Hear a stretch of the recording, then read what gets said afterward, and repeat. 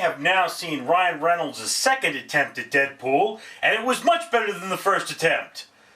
Because he was the merc with the mouth who actually had a mouth this time. What were they thinking, taking away Deadpool's mouth? Actually, we know what they were thinking. They decided they didn't want to take the emphasis away from Wolverine, so they created Deadpool in the movie so that they could have another action figure. And in this movie, the actual Deadpool movie, there's even a Deadpool action figure that looks like that Barakapool monstrosity that was in the Wolverine movie. So there you go. You get both good Deadpool and crappy Deadpool. Now, let me tell you, this is a movie that demands a lot of attention. It is an action comedy. So there are things happening, there are nods, there is funny going on all over. Deadpool is essentially an 80s kid, 80s, 90s kid. It's appropriate to the age of the character, all the references that are going on. And I will tell you, everyone's going to say it, in the opening credits themselves feel like they were written by Deadpool and they are designed to be funny. So just take that into account when you watch this movie. Make sure you watch and read the opening credits because you're going to laugh. Now, I will say this much, I don't remember her name. The girl that played Inara from Serenity, the companion, she's in this film as the primary love interest, and Ryan Reynolds shows off everything, his manhood looking like it was a burnt sausage. We see his rear end all the time, and then she has scenes that are naked, but she does not actually show anything, and I'm like, you know, I'm wondering why this scene is even shot that way.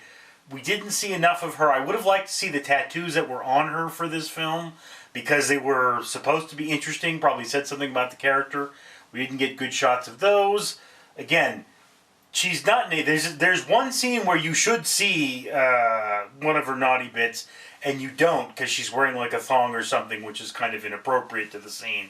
So I'm going to call that a cop-out. I didn't care for that. It's like, if you're going to do nudity or don't do nudity. Don't give us any of that Jennifer's body business because that's just stupid. There is female nudity in this. We saw that in the Red Band trailer. It's very brief. I mean, I guess there are guys that would... Oh, let me see that scene again. I didn't care for it. We saw a lot more of Ryan Reynolds' rear end than we did of female nudity, in my opinion.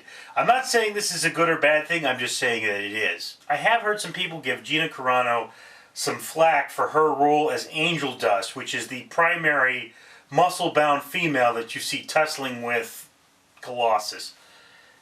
I actually liked her role. She was a strong, silent female. You don't really get to see a lot of those. I guess we kind of saw that in Kill Bill, where she didn't talk very much. In this, I mean, look, I like the part. I like Gina Carano. I guess maybe she doesn't have the acting chops people keep saying, but you know, here's the thing about acting chops. If a director is directing, that's where the acting chops need to come from. It needs to come from the director giving action or direction to the actor. That's where it is. If the performance is subpar, subcategory, desire, then that is a fault of the director. They have a responsibility to get from the actor.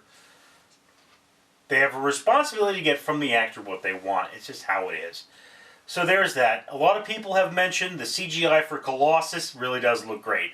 Colossus is a Colossus. He's a huge, super-sized, honking dude, barely fits in our universe kind of thing. And I like that aspect. I thought it was a newer aspect.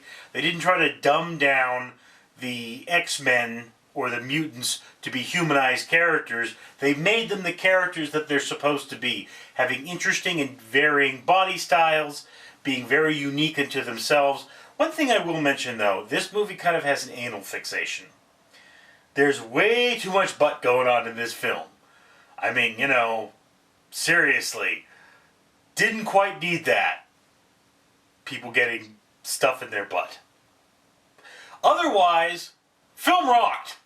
I don't often say that, but it did.